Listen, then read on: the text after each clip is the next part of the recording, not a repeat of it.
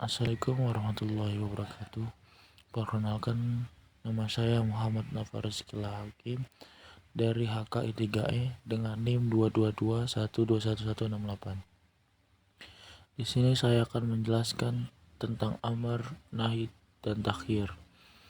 Yang pertama yaitu amar. Pengertian amar dibagi menjadi dua, yaitu secara etimologi memiliki arti berupa perintah, sedangkan secara terminologi menurut Abdul Hamid Hakim, tuntutan untuk berbuat sesuatu dari pihak atas, pihak yang lebih tinggi kedudukannya, kepada pihak bawah, atau pihak yang lebih rendah kedudukannya.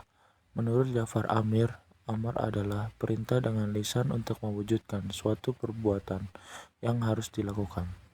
Bentuk lafaz amar dibagi menjadi 6. Yang pertama itu perintah tegas dengan menggunakan kata amar dan yang seakarnya dengannya. Perintah kedua yaitu perintah dalam bentuk pemberitahuan bahwa perbuatan itu diwajibkan atas seseorang dengan memakai kata kutiba. Bentuk lafaz ketiga yaitu bentuk perintah dengan menggunakan kata faradah atau mewajibkan. Yang keempat, perintah dalam bentuk penilaian bahwa perbuatan itu adalah baik. Bentuk yang keempat yaitu perintah dengan memakai redaksi pemberitaan jumlah khobar la ilaiah, namun yang dimaksud adalah perintah. Yang keenam, perintah dengan menggunakan kata kerja mudhari yang disertai oleh al-amar huruf yang berarti perintah. Kaidah yang berhubungan dengan amar. Kaidah pertama yaitu meskipun suatu perintah bisa menunjukkan berbagai pengertian, namun pada dasarnya suatu perintah menunjukkan hukum wajib dilaksanakan kecuali bila ada indikasi atau dalil yang memalingkannya dari hukum tersebut. Kaidah kedua yaitu suatu perintah haruskah dilakukan berulang kali atau cukup dilakukan sekali saja. Menurut jumhur ulama usul fikih, pada dasarnya suatu perintah tidak menunjukkan harus berulang kali dilakukan kecuali ada dalil untuk itu, karena suatu perintah hanya menunjukkan perlu terwujudnya perbuatan yang diperintahkan itu, dan hal itu sudah bisa tercapai meskipun hanya dilakukan satu kali.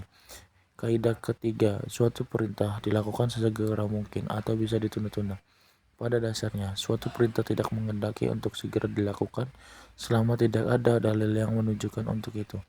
Pendapat ini dianut oleh jumhur ulama usul fikih. Sedangkan adanya ajaran agar suatu kebaikan segera dilakukan bukan ditarik dari perintah itu sendiri, tetapi dari dalil lain. Pengertian dan bentuk-bentuk nahi. Menurut pengertian bahasa, nahi atau nahyu artinya larangan.